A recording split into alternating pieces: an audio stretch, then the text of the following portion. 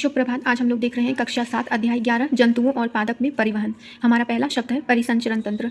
ये हृदय और रक्त वाहिनियों के संयुक्त रूप से जो तंत्र विकसित होता है उसे हम लोग परिसंचरण तंत्र या सर्कुलेटरी सिस्टम कहते हैं। अगला है रक्त। रक्त जो होता है ये तरल पदार्थ या द्रव है जो रक्त वाहिनियों में प्रवाहित होता है। ठीक है, तो ये हो गया ब्लड। अब ब्लड के जो होते हैं ये दो पार्ट होते हैं, एक प्लाज्मा होता है, एक रुधिराणु होते हैं। प्लाज्मा जो होता है ये रक्त का जलीय पदार्थ होता है क्योंकि इसमें जल जो है 90% और अन्य पदार्थ 10% होते हैं। वहीं रुधिराणु के अंतर्गत जो है आरबीसी, डब्ल्यूबीसी और प्लेटलेट्स होते हैं। आरबीसी यानी रेड ब्लड कॉर्पसल्स, ये इसमें हीमोग्लोबिन होता है और इसके कारण ये जो है लाल रंग का होता है और ये ऑक्सीजन की पहुंच शरीर के प्रत्येक भाग तक सुनिश्चित करता है। वहीं डब्ल्यूबीसी की बात करें, जो व्हाइट ब्लड कॉर्पसल्स होते हैं ये रोगाणुओं को नष्ट करते हैं। ठीक है, और प्लेटलेट्स जो होते हैं ये रक्त को थक्का बनाने में सहायता करते हैं।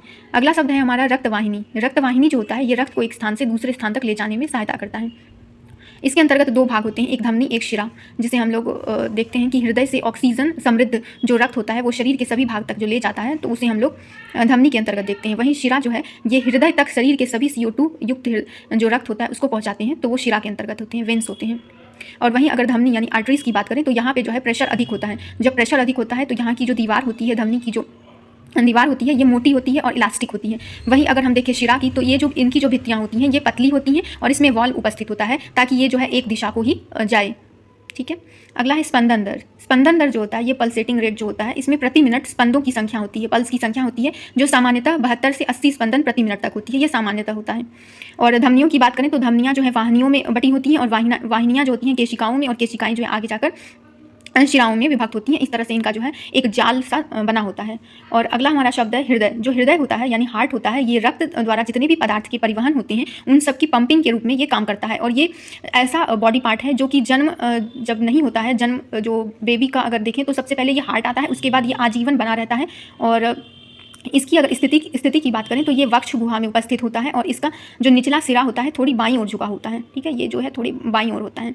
इसी के अंतर्गत हैं जो 4 हृदय के पार्ट होते हैं, दायां आलिंद, बायां आलिंद, दायां निलय और बायां निलय, जिसमें से सभी जो है अलग अलग इनके होते हैं ताकि जो है ऑक्सीजनेटेड और कार्बन ऑक्सीजन वाले जो ब्लड होते हैं वो एक दूसरे से मिले ना। इसी में होता है फुफ्फुस महाधमनी जो CO2 समृद्ध रक्त को फेफड़ों में ले जाती है और जो फेफड़ों से हृदय में लाती है वो फुफ्फुस सिरा कहलाती है, O2 समृद्ध होती है, इसमें ऑक्सीजन होता है। हृदय स्पंद की बात करें यानी हार्ट बीट जो होता है ये पेशियों में लयबद्ध संकुचन और लयबद्ध विश्रांति को मिलाकर जो है ये होता है। ठीक है, और अगर बात करें हम हाइड्रा और स्पंज की तो इसमें कोई भी परिसंचरण तंत्र उपस्थित नहीं होता है।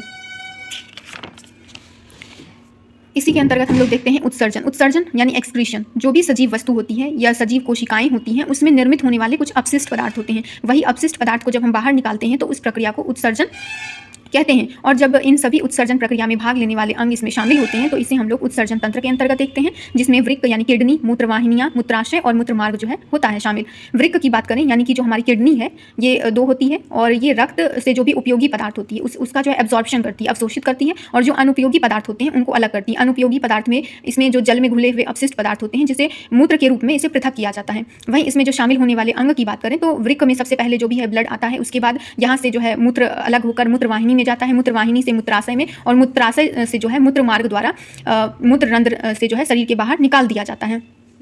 एक वयस्क की बात करें तो 24 घंटे में 1 से 1.8 लीटर जो है मूत्र का निर्माण होता है, जिसमें इस मूत्र के अंतर्गत 95% जो होता है वो जल होता है, 2.5% यूरिया होता है और 2.5% जो है अन्य अपशिष्ट पदार्थ होते हैं। और इसी के अंतर्गत अगर हम देखें उत्सर्जन अंग जो होता है उसमें श्वेत ग्रंथियाँ भी होती है, स्वेट ग्लैंड्स होती हैं, जिससे कि पसीना आता है और ये हमारे बॉडी टेम्परेचर को मेंटेन करने में जो है बहुत मदद करती है। बहुत सी प्रक्रियाओं के अंतर्गत अगर देखते हैं कि जब बॉडी पार्ट्स में अगर किडनी सही से काम नहीं करता है तो इसे कृत्रिम रूप से जो है अपशिष्ट या रक्त शोधन जो किया जाता है वो डायलिसिस के द्वारा किया जाता है, जिसे अपोहन भी कहते हैं। और उत्सर्जन तंत्र जो है कुछ जीवों के अंतर्गत अगर हम देखें तो मछली में सामान्यतः अमोनिया के द्वारा जो है ये उत्सर्जन होता है।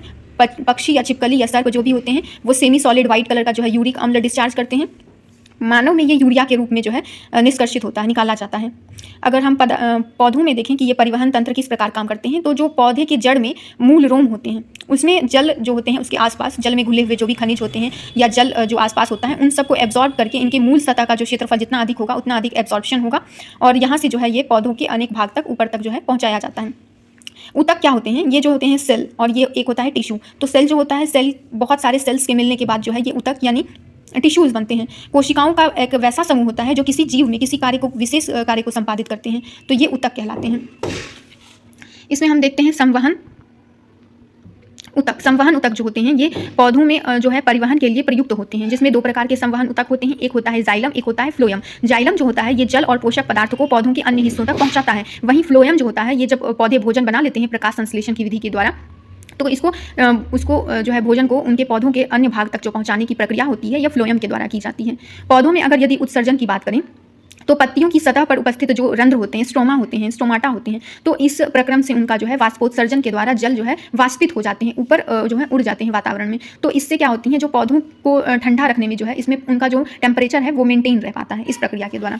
इसमें जो है कुछ पिक यहाँ पे हैं, हृदय है, शिरा और धमनी, ये हमारे ऊपर शरीर से पूरे नीचे तक जो है फैले होते हैं। यहाँ जो है स्पंदन, नाड़ी का स्पंदन यहाँ पे चेक किया जा रहा है। ये हृदय में जो है फेफड़े, फुफ्फुस, धमनी, फुफ्फुस, शिरा और ये जो है केशिकाएं, इनका परिसंचरण तंत्र की व्यवस्था है। ये हार्ट के द्वारा जो है महाशिरा, महाधमनी, फुफ्फुस, धमनी, दायां आलिंद, बायां आलिंद, दयां निलय, बायां निलय, इन सबको दिखाया गया है। ये स्टेथोस्कोप के द्वारा दिखाया गया है। और परिसंचरण तंत्र की जो खोज की है विलियम हार्वे द्वारा की गई है। ये किडनी की जो है स्ट्रक्चर है, जिसमें बीन शेप का होता है, और ये मूत्रवाहिनी, मूत्राशय, मूत्रवार और मूत्ररंध्र द्वारा जो है ये निष्कासित कर दिया जाता है। इसमें और कुछ पेड़ों की जो है ये दिखाई गई है कि किस प्रकार जो है पेड़ों का जो है खनिज परिवहन होता है। तो इस प्रकार ये जो है हमारा चैप्टर समाप्त होता है। धन्यवाद।